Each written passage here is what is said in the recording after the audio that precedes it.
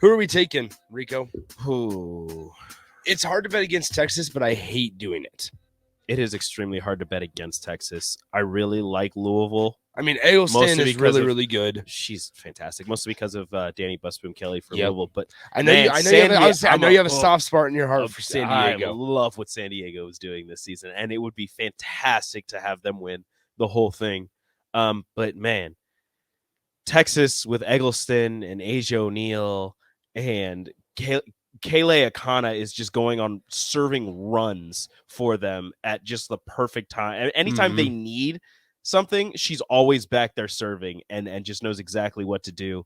She'll go on like runs of 7 straight points. Yeah. Mixing an ace or two in there. She's just fantastic from the service line. And man, Texas is just so well-rounded. It's just extremely hard to bet against them. But look, these are the 4 best teams in the nation. If anybody can take them down, it's one of them. So the 4 teams that are there are don't tell me Texas, San Diego, Louisville, and it would be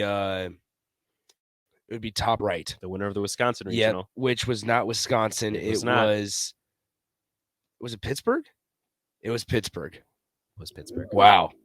How about that? 2 ACC, 1 Big 12, and 1, I don't know what conference San Diego is in. That's weird. It's crazy to not have a Big 10 team in there. It is the first time in a very long time that there is no Big 10 or Pac-12 team in the Final Four for women's volleyball. That's true because you're used to Stanford, Oregon, UCLA, Washington was there multiple years.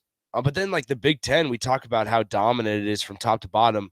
Because obviously, you have Nebraska and Penn State did that this year in their first year head coach. They lost to Wisconsin. She did a fantastic job. Wisconsin, obviously, Ohio State was the top 5 team consistently. Minnesota.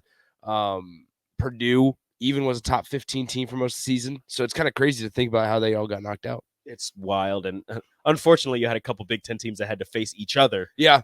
Before the Elite 8. That's true. But it's going to be a fantastic matchup, and I'm looking forward to it. Yeah. Unfortunately, I won't be there, but I will be watching. They got to cut down on media. Yeah, I know. It's very late matches too. 7 and then 9:30. That's always stupid. 9:30. Yeah, that's ridiculous. 7 and then 30 minutes after it ends. Okay, so 9:30. Pretty much. They put 9:30. O'clock. We'll see if it goes 5. It'll be a lot later. Yeah. If you have an extended set, I'm curious to see what the attendance is like, because the last couple times it's been Omaha, Nebraska's been there. Yeah, I think it'll still be very large. 1 year there was the COVID, right? Yes. Okay, so the COVID year, yeah, because you had the conference rooms. I remember that. Yeah, that was bad. That was really bad. And Nebraska didn't make it because Lauren Stivrins got hurt. Well, not because Lauren Stivrins got hurt, but that was because of the court or something. Like they were talking about how the court played a factor in it. Yeah, because they beat Baylor or they lost to Baylor. I think they beat Baylor, and then they lost the next round. But it was just a whole thing with them. Yeah. So I mean, it is what it is. But no, so I'm curious to see what attendance numbers are like, because you sit there, and Nebraska always draws in a huge crowd because they're the hometown team. But like Creighton had a shot, technically. I mean, they were a host site this year. They had another injury. I don't know what is up with Creighton, but anytime they make it to the tournament as a high seed, they suffer some sort of injury. And it happened again this year, and they didn't even make it out of the first round. Yeah, it's weird. Second round. I'm curious to see what happens with attendance, because it's not like Omaha's true like a destination. Like we were looking at the Final Four locations for the next couple of years, Rico, and it was like Tampa Bay is one of them, Kansas City. And not saying that Kansas City would be a destination place in December, but no, Tampa, Louisville, Kansas City. That's the next 3. Yeah, so it's like, I mean, it's not like it's in Tampa, or it's not like it's in Phoenix, or it's not like the Final Four where it's in Vegas. Like it's not a destination city where you can spend a couple more days doing stuff around the city. It's going to be cold. I don't know. I don't know if I'm not trying to make a weather discussion out of this. Do you know if we're supposed to get any snow? Because I know Western Nebraska got hammered. Yeah. And I don't know if any of that's supposed to come our way. Northern Nebraska got where my in-laws are, so like northeast Nebraska, they're getting a decent amount of snow right now as well. So I don't know if it's going to work its way. Yeah, maybe somebody on the text line can let us know. But... Somebody on the text line can let us know. 402-464-5685.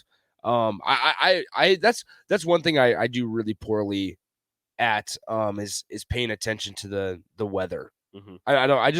I find myself, and maybe you know this already about me, Rico, because you've worked with me long enough. I wear the same clothes, whether it's 45 degrees, whether it's 20 degrees, whether it's 75 degrees. Yeah, you do. So it's shorts and a t-shirt, no matter what. So I need to get better at watching the weather every night.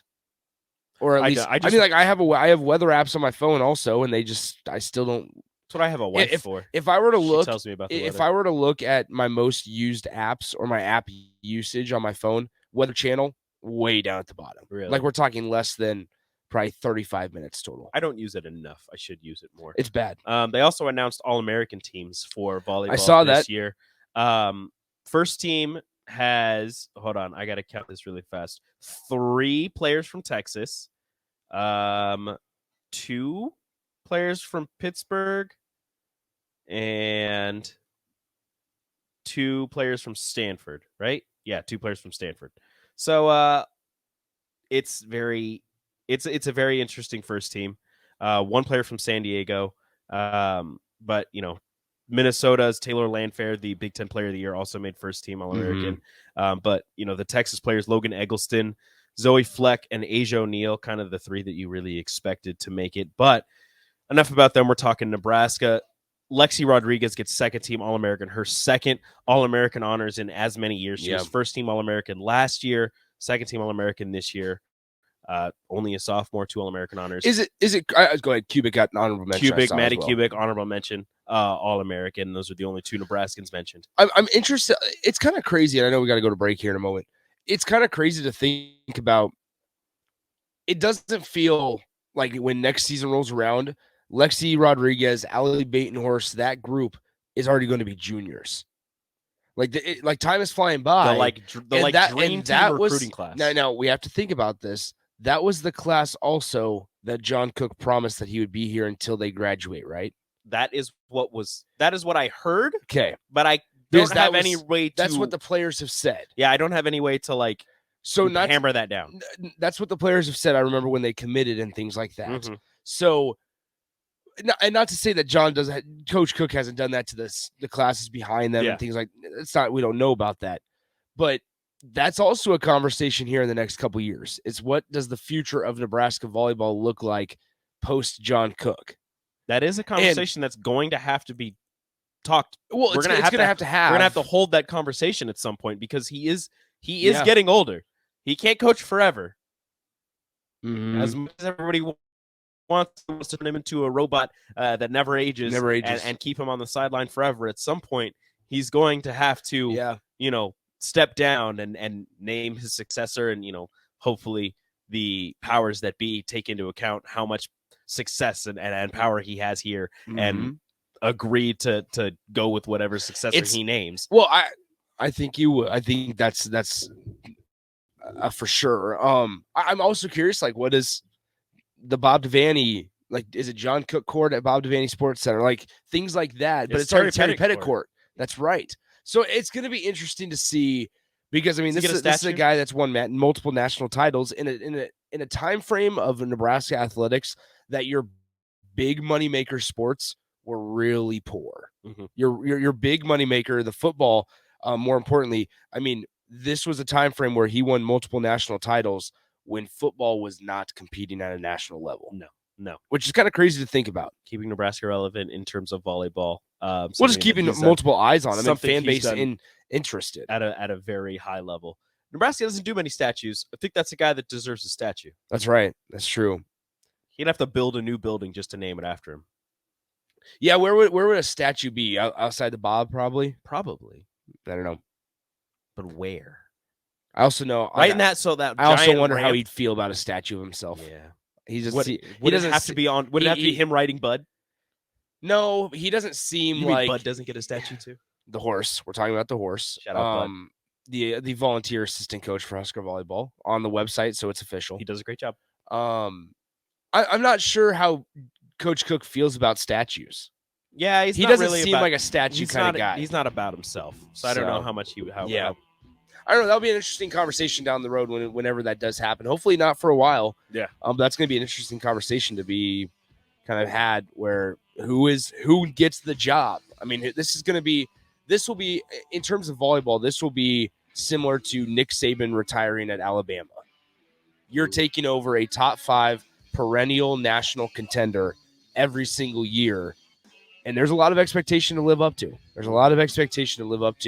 Who's ready for the task. Being the person after the dude is really hard, but somebody's got to do it. Hopefully, like you said, we don't have to see it for a while. But again, volleyball Final Four taking place in Omaha starting tomorrow, 7 p.m. First game, San Diego versus Texas. Second game, 30 minutes after that. After that one ends, second match, Pittsburgh, Louisville. We'll be right back right here on the Take a Water Cooler.